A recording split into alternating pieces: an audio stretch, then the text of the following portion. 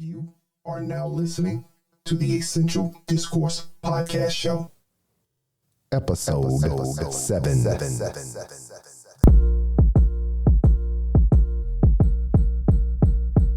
Welcome to the Essential Discourse podcast show. Here on the EDP, we confront taboo and hot button topics from a critical and objective point of view. Our purpose is not only to identify issues of concern, but to also develop and deploy practical solutions to remedy these concerns. And now, without any further ado, here is your host, Bruce. Thank you for joining us today. We hope life has been kind to you, and we also hope that you have been as kind, if not more kind, to yourself and to others. This is the conclusion of our two-part series. Last week, we addressed the first of two resources, which seems to be in short supply to many of us. If you have yet to listen to episode 6, please do yourself and us a favor. Listen to episode 6 along with the rest of our content at your convenience. The goal remains the same from last week. That is, to help us realize the simplistic truth regarding these resources. Today's topic of essential discourse is the resource we refer to as money. Money is important. So much that discussions regarding money are everywhere. Social media. There are groups that discuss the acquisition, the accumulation of money. TV commercials, radio commercials are all discussing money. Political and social functions. You can't have one of them without money being brought up.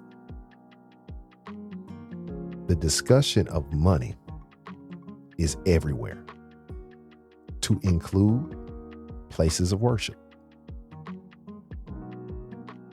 Popular songs by artists such as the OJs, Lil Wayne, 50 Cent, Donna Summers.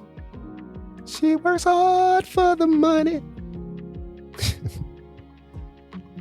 And so many others discuss money. Now, you can't even escape money from the movies. Movies such as Hustlers, The Wolf of Wall Street, Paid in Full, and the entire lineup of Ocean franchise movies all deal with the acquisition of money. Not too long ago, music videos were popular, and you could hardly see a video, a rap video, that did not feature rappers making it rain. No, you couldn't. Dancers would do strange things for a little change. What? Some people will even make you holler for $1. What? There are young men and young ladies today, right now, actively pursuing a sugar mama or a sugar daddy who can supplement their income.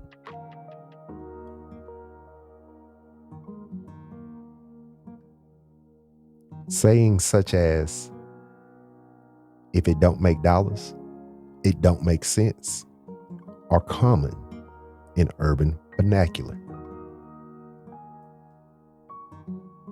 Listen, if the lyrics of certain songs are true, you wouldn't be able to date certain people without having a job.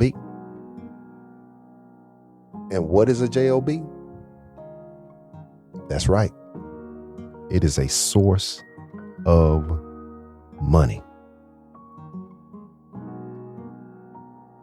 For a small piece of paper, money sure does carry a lot of weight, doesn't it? Money is a resource many of us literally and figuratively work ourselves into a state of poor health, all in an attempt to obtain more money. Many of us work holidays for holiday pay. Many of us will go into the office, go into the warehouse, wherever it is that you work, on your day off for time and a half overtime pay. And others work multiple jobs at the same time, all in an attempt to obtain more money. And with all that, most of us still never seem to get enough money. Can I ask you a few questions? I mean, can I get in your business just a little bit? Well, I was going to do it anyway. I was just being polite. How much money did you blow today? How much money did you blow last week? So far this year, we're in the third month of the year. Yeah, we're in the third month of the year. Since January 1st up until the date that you heard this podcast, how much money have you blown this year?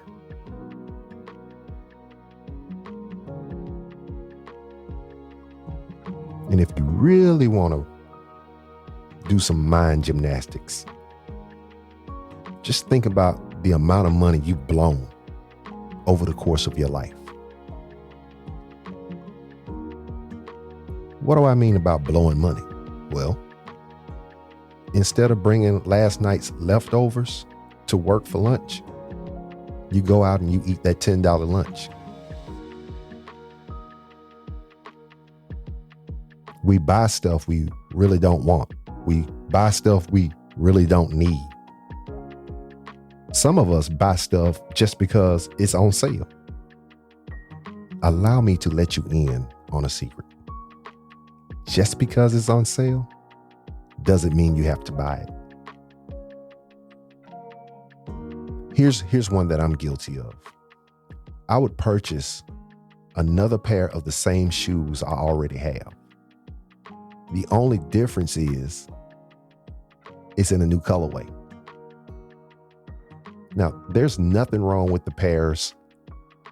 Get that? The pairs that I already had. This pair was just in a different colorway. Sisters, is it really necessary for you to have a weekly hair appointment? A weekly nail and eyebrow appointment? Is it really necessary?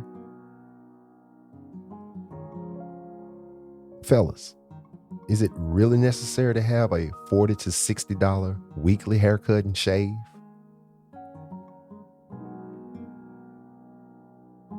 For you who still attend the clubs, how much money have you blown on club outfits? Outfits you only wore one time. Club admission and club drinks.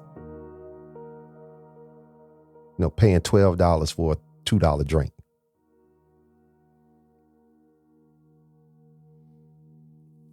How much money have we blown trying to project that we're balling? Here's another one that I really had to take a look at here recently. I've got subscriptions on top of subscriptions. And half of those subscriptions I don't even use. Now I got Netflix, I got Hulu, I got Apple. I got all kind of subscriptions that I don't even use. Sirius XM radio. I really don't even use these subscriptions. And that $13, $10, $14 here and there, when you add that stuff up, man, that's a lot of money that we are allowing to leave our pockets. And some of us have subscriptions that we knew we weren't going to use when we signed up for them. All you New Year resolution people who went out to the gym and you got that gym subscription and you've only been like 2 or 3 times this year, go ahead and cancel that, baby. Get your money. Keep your money.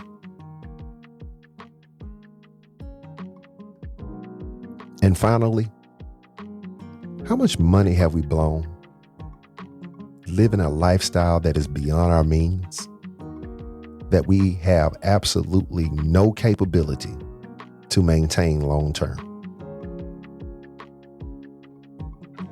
Many of us are poor stewards. We do not hold ourselves accountable to any structure of a proven standard that will ultimately yield the desired results that we want. Basically, we've been irresponsible. With the technology that we have access to today, none of us have any viable reason to be financially immature. Excluding a major procedure, a major medical procedure, or continuous medical treatments, there is absolutely no reason for any one of us to be broke. Less wealthy than other people? Yeah, maybe. Broke? Never. Stressed out? Absolutely not.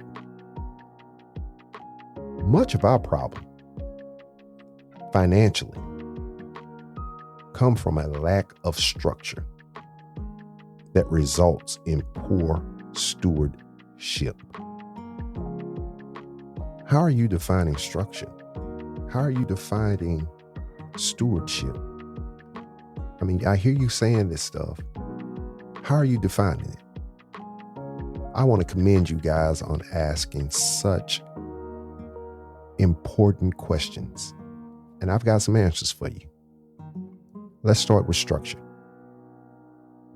I define structure as a sustained, systematic sequence for accomplishing the most acute aspects of and for my life.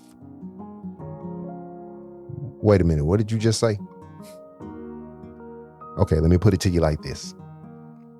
Following a proven plan that allows me to take on the most important circumstances of life by prioritizing these circumstances from a needs standpoint. Got it? Got it. Good. So there are 2 benefits for applying a sound structure to your life, to your finances. 1, it helps you stay focused. It helps you stay prioritized. And it allows you to get the primary things done. 2, implementing a structure in your day-to-day life will give you a sense of control over the things that you can control. Okay, that sounds good. How do I do this? Again, another excellent question. Step 1 in bringing structure to your life. You have to recognize when a part of your life is messy and could use more structure. Step 2, you have to contemplate a structure that will give you a feeling of trust. You have to contemplate a structure that you feel good about, that will work, that you're confident it will work. 3, you have to write the structure out. You need to put the structure somewhere where you can see it. Then you need to read the structure out loud multiple times a day. Write it out, put it somewhere where you can see it, read it aloud multiple times a day. Step 4, you have to put it in action. You have to apply this structure into your life. Steps 1 through 3 mean absolutely nothing if you're not going to apply it.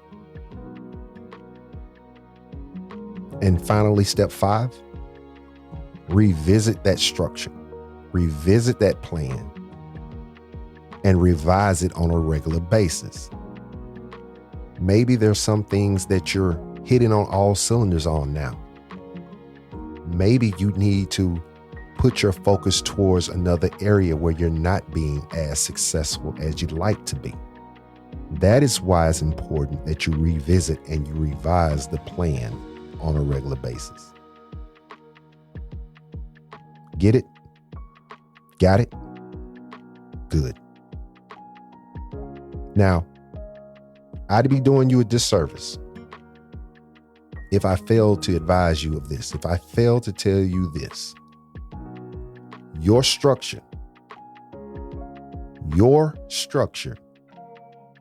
cannot and will not handle everything that life throws at you. It just won't do it. I don't care how well your plan is.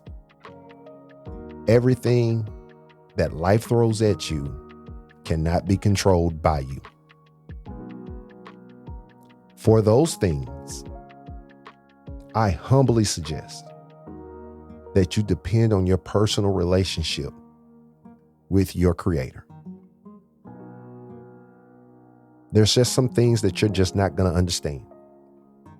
There are going to be some things that you cannot control, circumstances in life. And for those things, you need to rely on the Creator of all things, whom, if you believe as I believe, knows all things, has all things under control. And what you can't handle, He can. Let's define stewardship. Stewardship is supervising and or managing something that has been entrusted in my care. The stewardship of structure is connected to all facets of life. It is your responsibility to develop some semblance of structure for the things that you have been entrusted with so that you can be a good steward.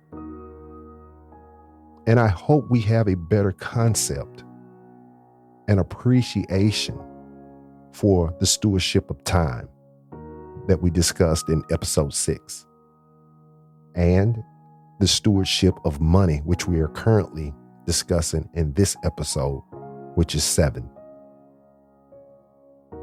Time, money are a part of the stewardship of life. We have been entrusted with time. We have been entrusted with money. And it is our responsibility to be good stewards over these things that we have been entrusted with. And when we look at stewardship of money, after being exposed to the aforementioned truths, we cannot honestly nor objectively say that we have maximized all that we have had possession of. The truth is this: if we fail, and I need you to get this, if we fail to properly manage the quantity of money that we currently have soundly, we will fail to manage any increased measure of money in the future. That's why the stewardship of money and time and life are so important. Now, I'm not saying that we shouldn't desire to have nice things. Nice things are okay. But we got to count the cost of getting these nice things. Can you keep these nice things? Is the question that we need to be asking. You can go out and get a mansion, but can you stay in it for over 6 months? You can go get a Bentley or a Rolls Royce, but can you make the payment consistently over a period of time? We have to count the cost of these nice things that we want. And we also need to be practical. Do I actually need this nice thing? So again, I'm not saying that we shouldn't have nice things or that we shouldn't desire to have nice things. I am saying we got to count the cost. I know sometimes we fall victim to impulse and we fall victim to our desires. After all, we are human, right? And as a human being, sometimes we want what we want. Is that right? You know, we all want to experience flying first class. We all want to drive a luxury car. Well, we all did want to drive a luxury car until these gas prices went through the roof. But I digress. We all want to live in the big house on a hill with a big backyard and a pool and a jacuzzi and all this other stuff that we see on the lifestyles of the rich and famous or MTV Cribs. Now, we all want to live in a house like that. We all want to clothe ourselves in designer brands. We all want to be able to do what we want to do, when we want to do it, and how we want to do it. The question that we need to ask ourselves, is it practical? Is it practical? And if you would seriously ask yourself, is it practical? It would lead you to this question. What's the real why behind me wanting this? And what is the absolute cost of me obtaining this? You know, living at or below our means, it's not a bad thing. It's not a bad thing. What makes it appear bad is these outside influences. You know, these influences of stunning, balling, living it up. Those are the outside influences that make living at your means or slightly below your means undesirable. It's not that it's a bad thing. It's actually a good thing, because when you are living at or below your means, that means you have more that you can put towards other things. Simple, right? But look at it like this. If you can free yourself from those outside influences, you can get out of this thing that we refer to as a rat race. Because that race, the rules change repeatedly without warning. And when you can free yourself from that rat race, you can get out of survival mode and you can actually start living. Not only will you be living, but you will be thriving. You'll be thriving because all of your needs are met because of your structure and because of your stewardship. And many of the things that you want will be within reach. And the best part about it, if you choose to reach out and grab it, it will not harm you economically. There's an Expedia commercial out right now about stuff.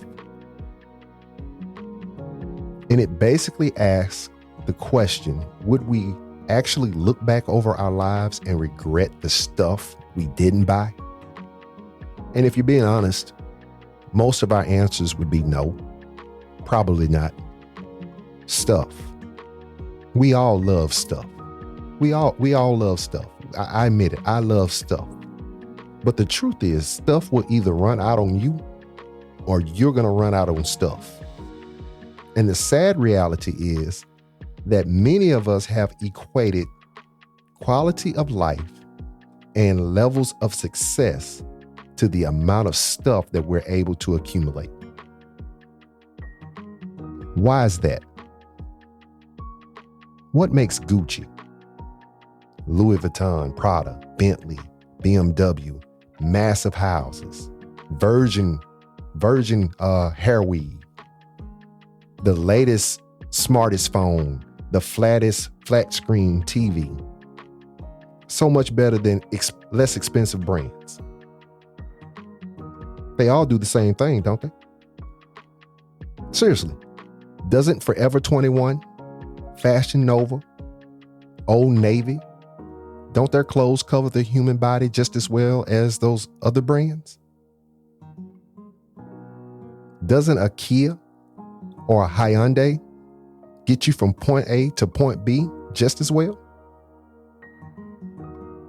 What's so wrong with your own hair that grows free that you need to buy someone else's hair? You know, do Versace, Ray-Ban, Prada eyeglass frames make the eyeglass prescription work better? Because all of that is a part of white labeling. Have you heard of it? No? Let me explain it to you. White label products are sold by retailers such as Louis Vuitton, Prada, and all these other big brands. And they put their branding on them. They put their branding and their logo on these products. But they don't make these products. These products are made by a third party. And usually when these big brands, these luxury brands do this, it's at a marked up cost to the end user. For example, Louis Vuitton can purchase a wool beanie hat for $40 from a third party manufacturer, seller. $40 is what the third party sells that hat for, right? Louis Vuitton then puts their logo on that wool cap, beanie cap, right? And they put a price tag on it at $480.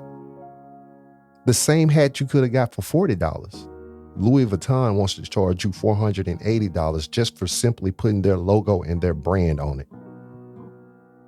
Same hat, made by the same company, made of the same product, the same type of wool, provides the same type of performance, but because it has Louis Vuitton on it now, it's worth $180 versus $40. Let's look at it from a numbers standpoint, right? If you were to buy that $40 hat at $480, here's what the numbers say. This is what you're doing for Louis Vuitton. Louis Vuitton gets a net profit of 91.67%. They get a net profit margin of 91.67%. They get a net profit of $440. So for every hat that they sell, they're making $440 off of that hat. And the profit percentage is a whopping 1,100%. You know what you could do with that $440 that you just overpaid for that hat for? You could have put that towards something that would make your life or the lives of your family members better. You could have bought you some life insurance. You could buy some burial insurance. You can finally get those teeth fixed that's been bothering you all these years. You could have started your own LLC. You could have obtained a certification that would have certified you to be an expert at doing something. You could have did any number of things that would have added value to you, your overall well-being, and your accumulation of wealth. That's what you could have did with that extra $440 that you just gave away to Louis Vuitton just to say, I got a Louis Vuitton skull cap. Does that make good sense? It don't make good sense to me. And then on the flip side of white labeling, it's not exclusive to luxury brands, because Walmart, Costco, Sam's Club, all these grocery stores do the same thing. And here we are refusing to buy Great Value brand, which is Walmart's brand, Great Value brand of peanut butter, because we know Skippy is so much better. And all the time, the same company that makes Skippy is making the Walmart brand. And Walmart is selling it for 50 cents cheaper than what Skippy is. Another example of blowing money. This will conclude our podcast for today, guys. I hope I gave you something to think about. I hope I've given you something that will inspire you to really look at how you are managing your money, how you are stewarding your money, your structure, your plan. I'm hoping that it will cause you to take action, to take control of your finances, the finances that you have been entrusted with. I'm hopeful that you will take the stewardship of life more seriously than what we have been, because I need you to know this. The money that we currently have now, just like time that we currently have, is more than enough to do what we need to do. Our issue is that our stewardship has been lousy, and we have used these resources very carelessly. And the last thing I'm going to say is there's absolutely nothing wrong with being thrifty. Nothing. There's nothing wrong with being thrifty. Thrifty and cheap are not the same thing. They're not. Thrifty is being sensible. It's paying a fair amount for a product. Thrifty is structure. Thrifty says, you know what?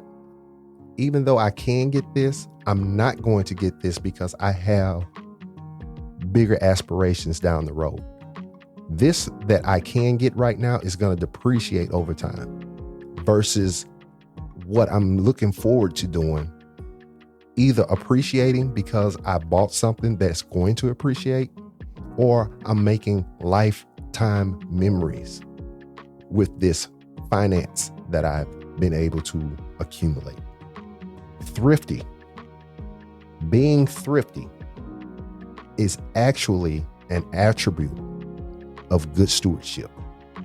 Thrifty is not wasteful. Thrifty is being conservative with those things that you have been entrusted with. So again, it has been my pleasure to sit here and talk with you guys about an essential topic of discussion, of discourse. I hope that you've enjoyed this podcast episode. I hope that you could hear the truth in it. So as always, we want to say thank you for listening to the Essential Discourse podcast. We appreciate your support. And this is very important.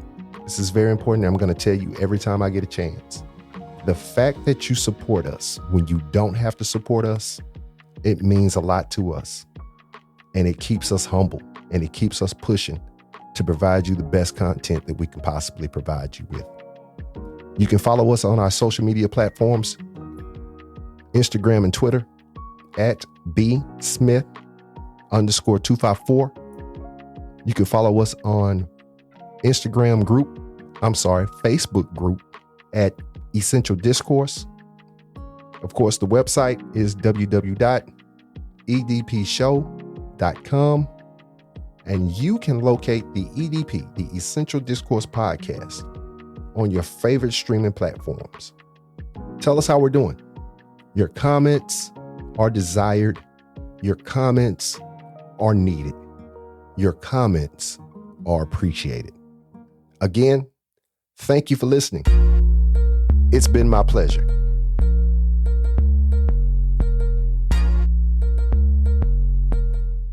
All right. I've had a blast chopping it up with you today. Do me a solid. Subscribe to the EDP wherever you get your podcast. Visit our website at www.edpshow.com. Leave us your feedback, fill out our contact list, and feel free to browse around. Review our podcast and our content. And finally, plug us into your friends so that we can all be friends. Thank you. This is Bruce from the Essential Discourse podcast show. That boy is good. Good and terrible.